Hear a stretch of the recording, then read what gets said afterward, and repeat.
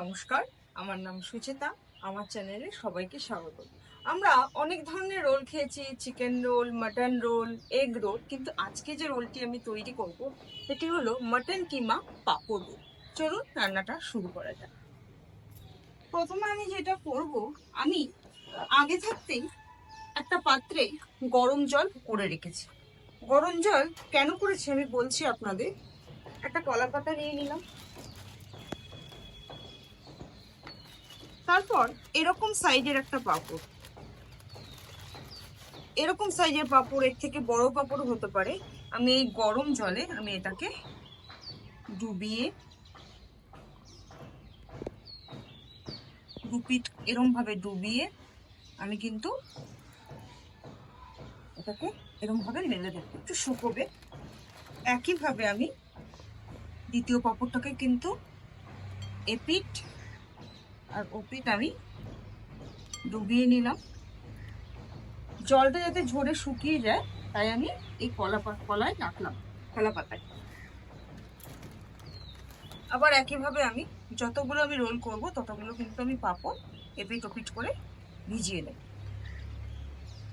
কারণ পাঁপড় তো খুব একটুতেই ভেঙে যায়, এই কারণে আমি একটু পাঁপড়টা ভিজিয়ে নরম করে নিলাম। এরপর আমাকে যেটা করতে হবে, আমি উনুনটাকে আগে ধরিয়ে নিই।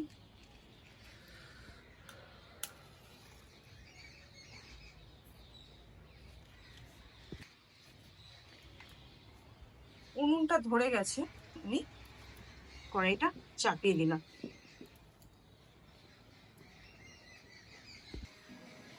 এরপর এর উপকরণ হিসেবে যেটা লাগবে সেটা হচ্ছে সর্ষের তেল। আগে থাকতে আমি আলু সেদ্ধ করে রেখেছি নুন হলুদ দিয়ে, পেঁয়াজ কুচি, হলুদ, কাশ্মীরি লঙ্কার গুঁড়ো, আদা, রসুন, কাঁচা লঙ্কা আগে থাকতে আমি বেটে রেখেছি। আর মাংসের কিমাটাকে নুন হলুদ দিয়ে আমি সেদ্ধ করে রেখেছি। কড়াইটা আমার গরম হয়ে গেছে, আমি সর্ষের তেল দিয়ে দিলাম। তেলটা গরম হলে তবে আমি উপকরণগুলো এক এক ভাবে দেব।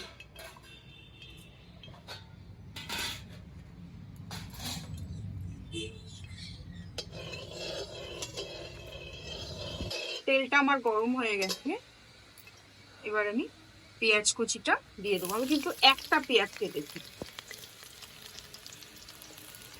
পেঁয়াজটা আমি লাল লাল করে কিন্তু ভেজে নেবো।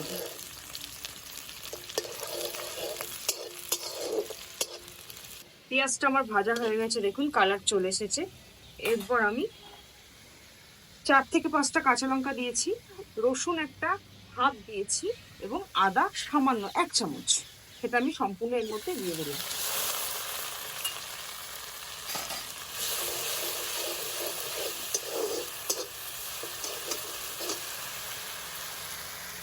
হলুদ গুঁড়ো দিয়ে দিলাম পরিমাণ মতো,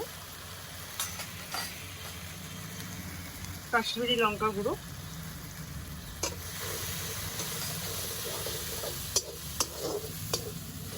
একটু কষুন, তারপর বাদ বাকি উপকরণগুলো এর মধ্যে আমরা দেবো।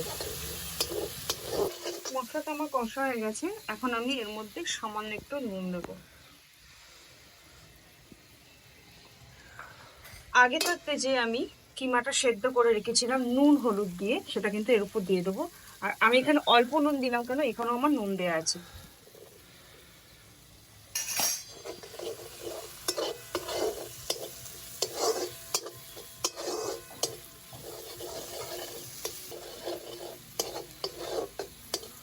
এটা আমার কষতে করতে আমি যে আলুটা সেদ্ধ করে রেখেছিলাম সেই আলুর খোসাগুলো আমি ছুরি দিয়ে ছাড়িয়ে নিই।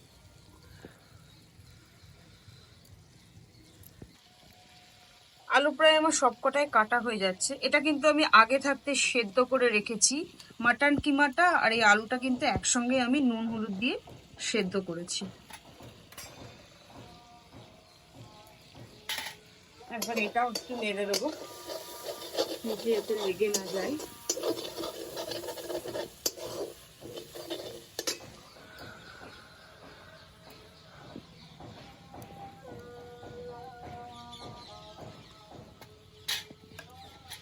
এরপর যেটা করব,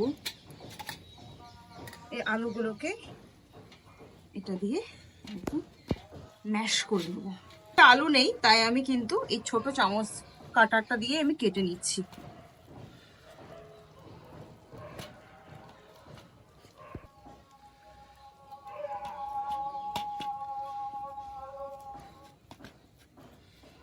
আলুটা আমার পুরো ম্যাশ করা হয়ে গেল।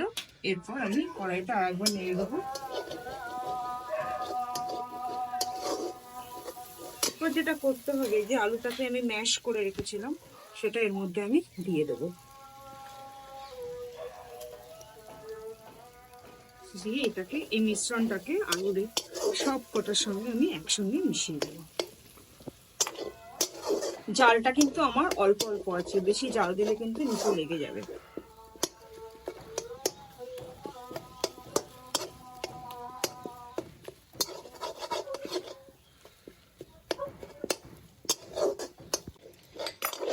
এটা প্রায় আমার হয়ে এসেছে।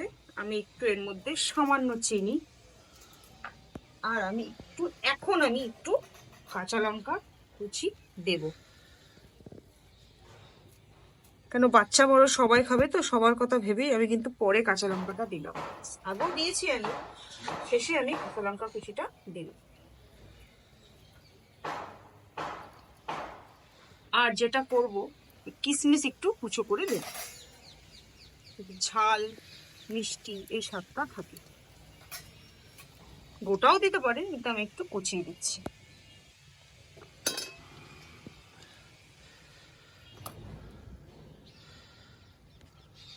আমার কিশমিশটা কাটা হয়ে গেছে, এবার আমি একইভাবে মিশিয়ে দেবো। 1 মিনিটের মতো আমি এধার ওধার করবো, তারপর কিন্তু আমি নামিয়ে নেব। তেল কিন্তু আমি খুব একটা বেশি দিইনি এর মধ্যে।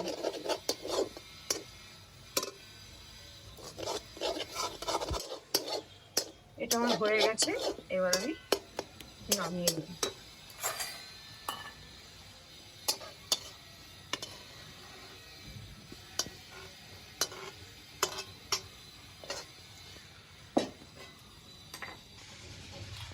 এরপর আমি এটাকে রোল করব।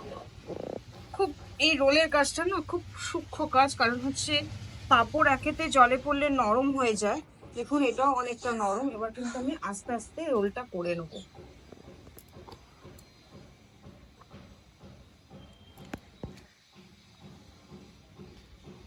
প্রথমে একটা পাঁপড়কে নিয়ে নিলাম, তারপর যেমন ভাবে রোল করে আমি তেমন ভাবেই করব। শুধু এর মধ্যে সসও দেবো না, কোনো পেঁয়াজ, কোনো ক্যাপসিকাম, বাঁধাকপি কুচিও পড়বে না কিন্তু। এটাকে আমি এরকম ভাবে রোলের মতো করে একটা একটা করে করে দেব। এটা আমার নরম হয়ে গিয়েছিল, তাই এটাকে আমি ডবল করে নিয়েছি। দেখুন দুটো পাঁপড় আছে, তাই আমি এটা যাতে নষ্ট না হয় এটাকেও আমি কাজে লাগিয়ে দিচ্ছি ডবল করে।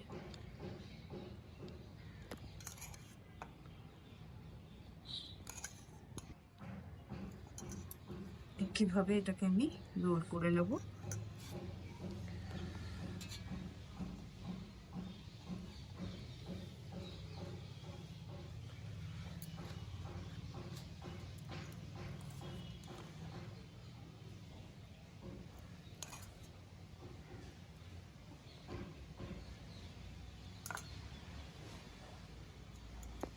কিভাবে কিন্তু আমি এটা খুব হালকা ভাবে করবে, নাহলে কিন্তু ফেটে যাওয়ার সম্ভাবনা থাকে।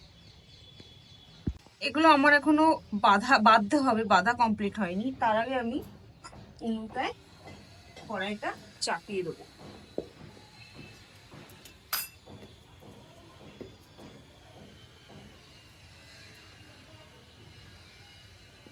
একটু গরম হোক কড়াইটা।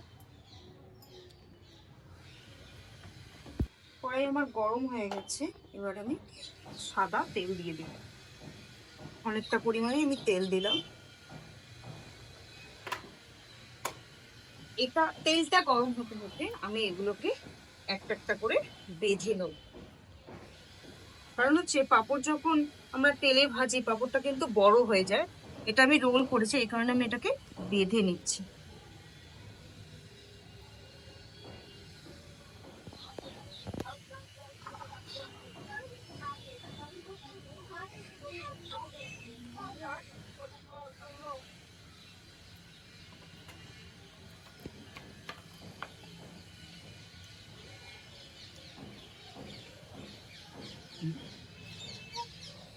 একইভাবে আমি দ্বিতীয়টাও কিন্তু সুতো দিয়ে মুড়িয়ে নেব।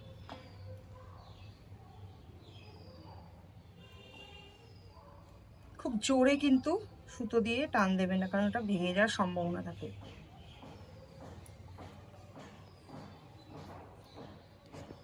সবকটা সুতো কিভাবে বাঁধলাম আপনারা তো দেখলেন। এবার আমার তেল গরম হয়ে গেছে, আমি এটা ছেড়ে দেবো।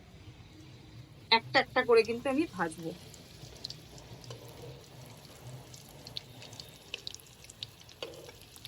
একটু করে কিন্তু আমি এটাকে উল্টিয়ে দেবো।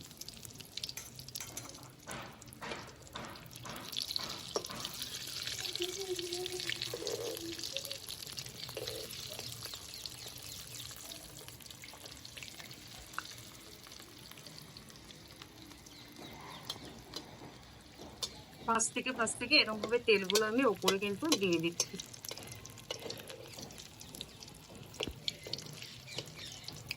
দেখুন একটু কিন্তু ভেঙে যায়নি। আস্তে করে আবার আমি এক পিট করে নিলাম।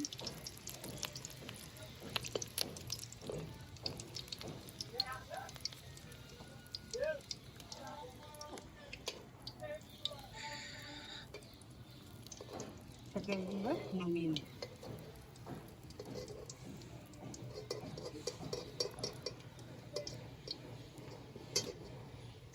একইভাবে আমি আর একটা পাঁপড়ও কিন্তু দিয়ে দেবো।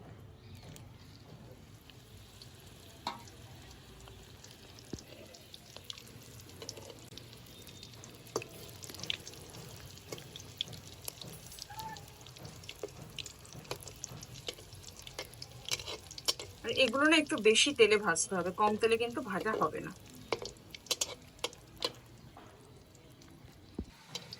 এটাও আমার হয়ে গেছে, এটাকেও কিন্তু আমি নামিয়ে নেব।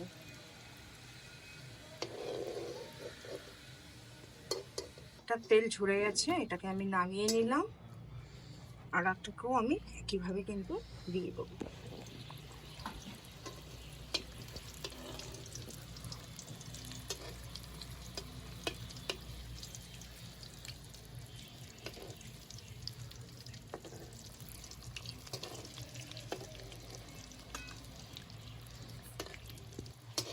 এই খুন্তিটা দিয়ে কিন্তু আমি আলতো ভাবে নাড়ছি, এটা কিন্তু খুব একটা জোরে কিন্তু আপনারা কিন্তু নাড়বেন না,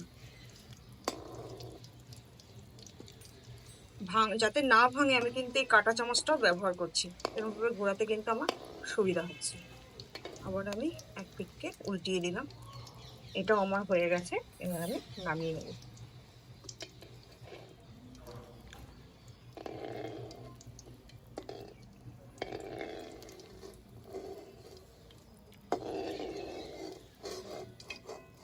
তেলটা একটু ঝরুক, তারপর আমি একটু নামিয়ে নেব।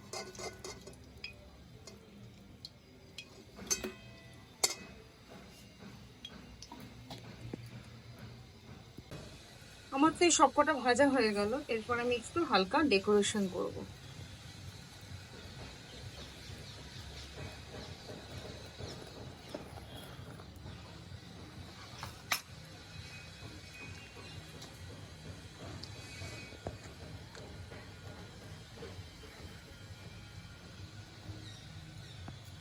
আমি আগে থাকতেই কিছু স্যালাড কেটে রেখেছিলাম, কাঁচা টমেটো আর পেঁয়াজ।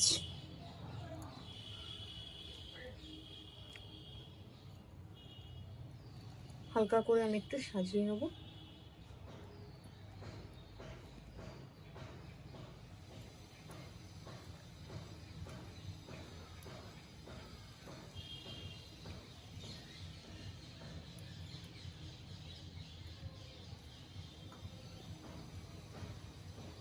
একটু কেচাপ আমি এখানে রাখবো। আর এই মাটন কিমা পাঁপড় রোলের উপর আমি একটু চাট মশলা দিয়ে দিই।